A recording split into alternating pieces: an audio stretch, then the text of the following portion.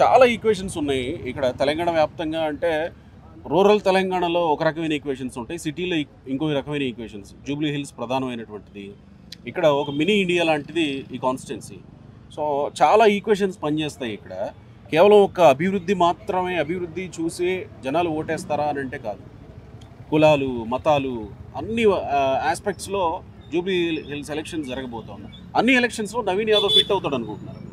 Yes, ఇలా అన్ని కులాలు అన్ని మతాలు కూడా నవీన్ యాదవ్ వైపు చూస్తూ ఉన్నాయి. ఇలా వడ్డేరి సామాజిక వర్గం ఉంది, మన బీసీ బిడ్డకి టికెట్ వచ్చింది. యాదవ్ సామాజిక వర్గం మా కుటుంబ సభ్యునికి టికెట్ వచ్చింది అనుకుంటాం.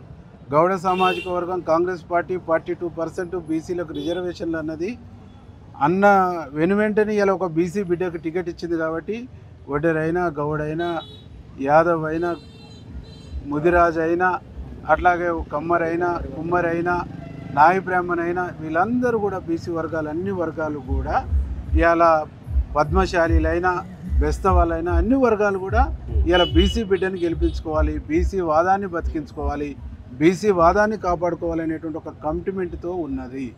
దాంతోపాటుగా ఈ వర్గాల గురించి ఈ కులాల గురించి రాహుల్ గాంధీ గారు కాశ్మీర్ నుంచి కన్యాకుమారి వరకు పాదయాత్ర చేస్తున్నటువంటి క్రమంలో ఏ కులంలో జనాభా వారి యొక్క ఆర్థిక స్థితిగతుల్ని అధ్యయనం చేసి వారికి న్యాయం చేయాలనేటువంటి ఒక కాన్సెప్టు ఈరోజు ఒక సామాజిక కోణాన్ని ఆవిష్కరించేటువంటి పద్ధతిలో రాహుల్ గాంధీ గారు మాట్లాడిండ్రు. ఈ వర్గాల యొక్క స్థితిగతుల గురించి మాట్లాడినటువంటి నాయకులు లేడు. ఈ వర్గాల స్థితిగతుల గురించి మాట్లాడినటువంటి ఏకైక నాయకుడు ఈ దేశంలో రాహుల్ గాంధీ గారు. ఆ రాహుల్ గాంధీ గారు అన్న మాట ప్రకారం ఈ రాష్ట్రంలో రేవంత్ రెడ్డి గారు 42% రిజర్వేషన్. అంటే రాష్ట్రంలో రాజకీయం వేరే ఉంటుంది. హైదరాబాద్ రాష్ట్రంలో భాగమే వేరేగా ఉంటుంది. ఎందుకంటే ఈ మధ్య కాలంలోనే మీ మంత్రి జూపల్లి కృష్ణారావు తిరుగుతూ ఉన్నప్పుడు జూపల్లి కృష్ణారావుతో ఒక పెద్ద ఆవిడ మాట్లాడింది. మీరు ఇస్తామన్న హామీలు ఏం చేశారు, ఇప్పుడు మళ్ళీ వచ్చి గెలిపించమంటున్నారు, ముందు హామీలు నెరవేర్చారా అని. ఇదే ప్రజల నుంచి వస్తుంది. దానికి ఆన్సర్ ఇస్తాం. మేము ఇస్తామన్నటువంటి హామీలు అన్నీ కూడా ఇచ్చినాం. 1-2 మిలిగి ఉన్నాయి. 1-2 ఎందుకు ఆలస్యం అవుతుందంటే ఈ రాష్ట్రాన్ని 10 సంవత్సరాలు పరిపాలించిన ఆయన 8 లక్షల కోట్ల పైచులకు అప్పు చేసిపోయింది. ఈ అప్పులకు 7,000 కోట్లు ప్రతి నెల వడ్డీలు కడతా ఉన్నాం. అప్పులకు వడ్డీలు కట్టుకుంటూ సంక్షేమాన్ని కూడా ఇంకో భుజస్కంధాలపైన వేసుకొని జాగ్రత్తగా ఈ అప్పులు చేయటమే కాదు, వ్యవస్థలన్నింటినీ కూడా ధ్వంసం చేసిర్రు, సిస్టాన్ని మొత్తం కూడా ధ్వంసం చేసిర్రు. ఈ రాష్ట్రాన్ని ఒక రావణ కాష్టంగా చేసిర్రు.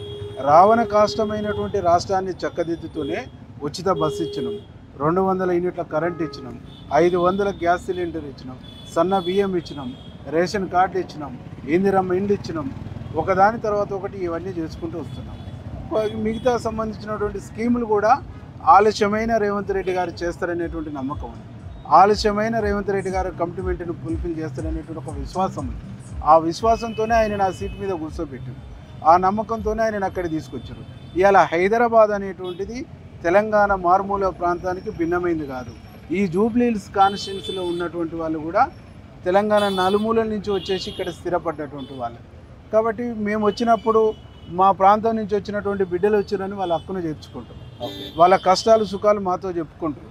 ఈ కష్టాలకు సుఖాలకు పరిష్కార మార్గం ఈ ప్రాంతంలో కాంగ్రెస్ జెండా ఎగిరితేనే పరిష్కార మార్గం దొరుకుద్ది అనేటువంటి ఒక నమ్మకం. ఏం చెప్పుకుంటున్నారు వాళ్ళ కష్టాలు ఏంటి, వాళ్ళ సమస్యలు ఏమి ఉన్నాయి? ఈరోజు ఈ 10 సంవత్సరాల్లో ఆనాడు ఇందిరమ్మ ప్రభుత్వం, రాజశేఖర రెడ్డి ప్రభుత్వం ఇచ్చిన ఇందిరమ్మ ఇల్లు తప్ప ఒక ఇందిరమ్మ ఇల్లు వచ్చినటువంటి దాఖలాలు లేవు.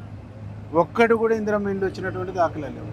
ఇవాళ రేవంత్ రెడ్డి గారు ఊర్లలో ఇందిరమ్మ ఇండ్లు ఇచ్చారు, నెక్స్ట్ మాకు కూడా ఇస్తారనేటువంటి ఒక నమ్మకం వాళ్ళకి కలిగింది. ఇలా రేషన్ కార్డులు ఇచ్చారు.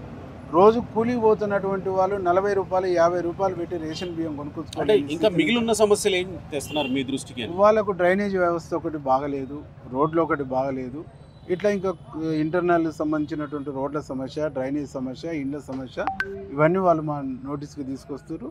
అవన్నీ కూడా పరిష్కారం అవుతుందనే ఒక విశ్వాస నమ్మకం కూడా వాళ్ళకు ఉన్నది.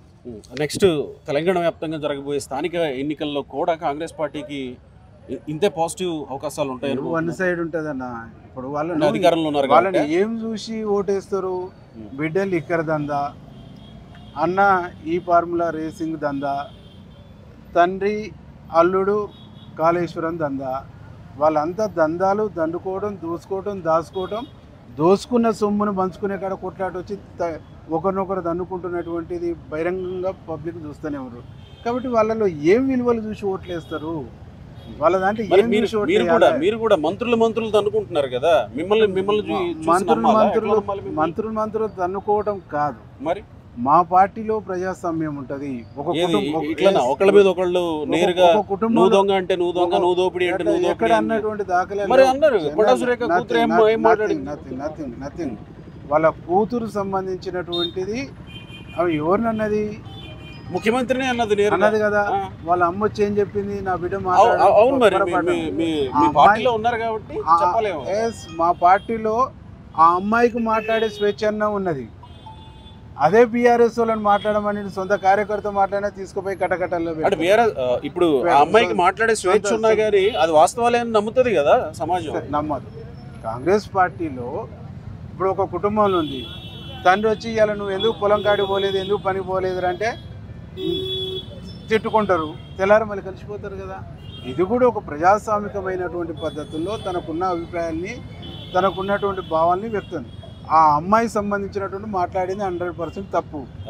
ఆమె వ్యక్తపరచవలసినటువంటి వాళ్ళ అమ్మకాన్నో వాళ్ళ నాన్నకాన్నో వ్యక్తపరిచి ఏదంటే పార్టీ పెద్దలకు ఆమె అభిప్రాయం చెప్పేస్తే బాగుండేది. బహిరంగం మాట్లాడిన తర్వాత తన తప్పును తను తెలుసుకుంది. వాళ్ళ అమ్మ నాన్న కూడా మా అమ్మాయి మాట్లాడింది తప్పు అని చెప్పారు.